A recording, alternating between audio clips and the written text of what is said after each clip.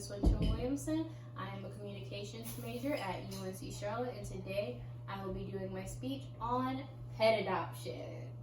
So my purpose for this speech today is to inform and persuade my audience on the benefits of shopping at your local adoption agency next time you're considering getting a pet. And to, look out for some of the sneaky and bad people in this world. So, first, as someone who is a pet owner and a veterinarian student, this topic is very, very important to me.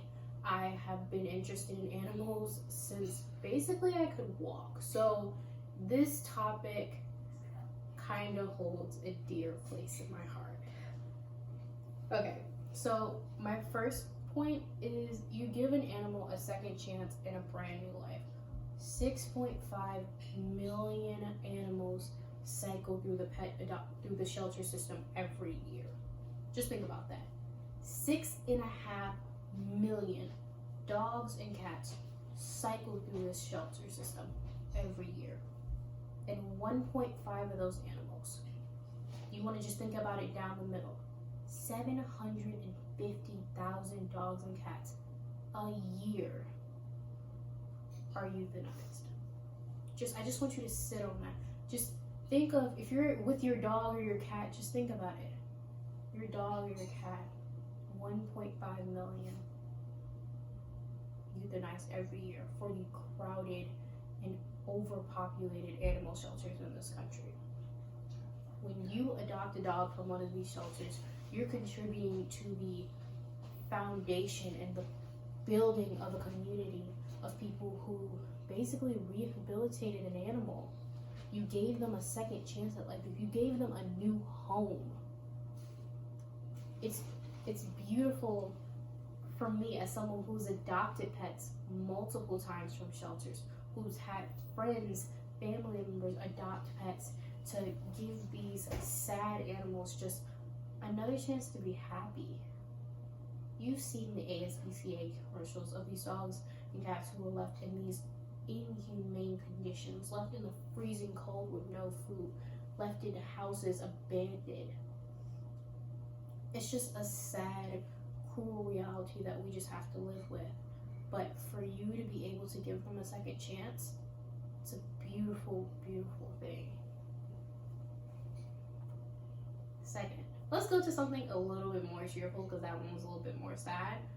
If you are actually considering getting a pet, it's less work to go to a shelter. Generally, they have different dogs at different age ranges, so you can get a dog or cat that's young, that's still in the puppy kitten phase, one that's a little bit older but still pretty young, an adult or a senior pet.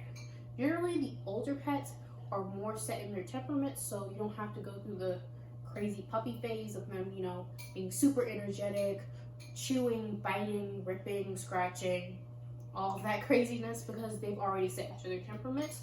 Most of them have probably come from trained households or have been trained by the people in the shelter, so they know the general commands of sit, stay, don't do this, don't do that, etc.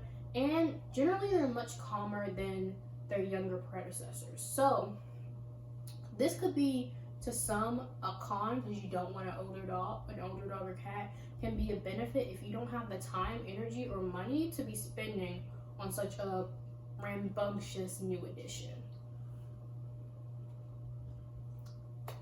Now to a more serious point. You definitely want to consider stopping the support of puppy mills and mass breeding facilities. So I know generally people don't know what this is, but these are commercially ran businesses that mass produce dogs and cats at a rate that is pretty disgusting.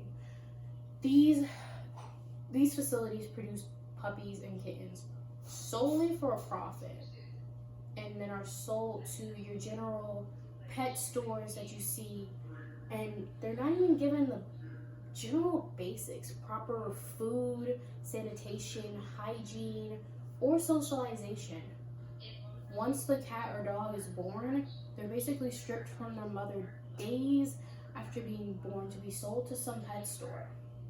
How would you feel if You were put in a situation, days, maybe a few weeks, right after you were born, you were snatched away from your mother's arm to be sold in some auction or some pet store where you may or may not get bought. It'd be terrifying. Never given the proper socialization with your siblings or with your own mother. It's a hard, cruel reality that these animals face. Females are bred as young as 6 months.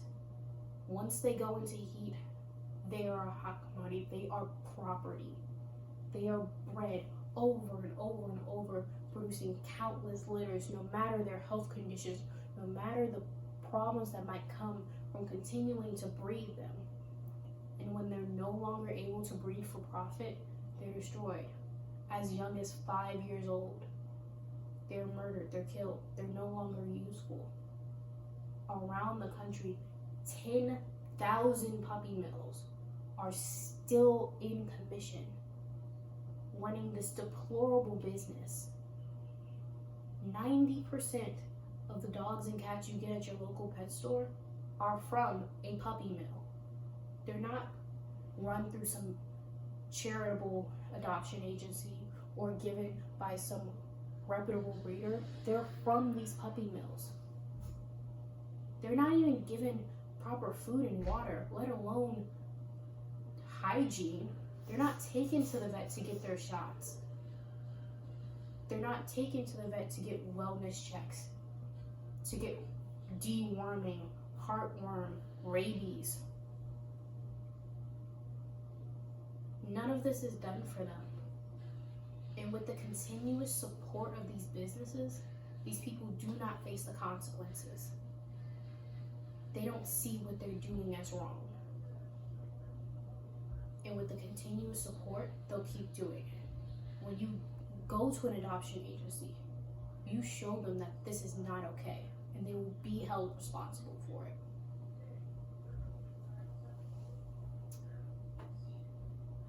Now, if you're still thinking, okay, maybe I don't want to go to a shelter, what are the bad things?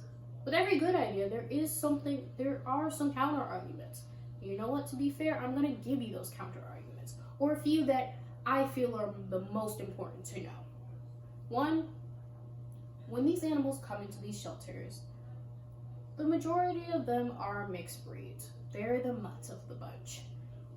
You don't go into a shelter generally and say, hey, ma'am, can I see your pure breed husky, your pure breed English bulldog, your pure breed Yorkshire terrier? No, that's not what you're going in there for.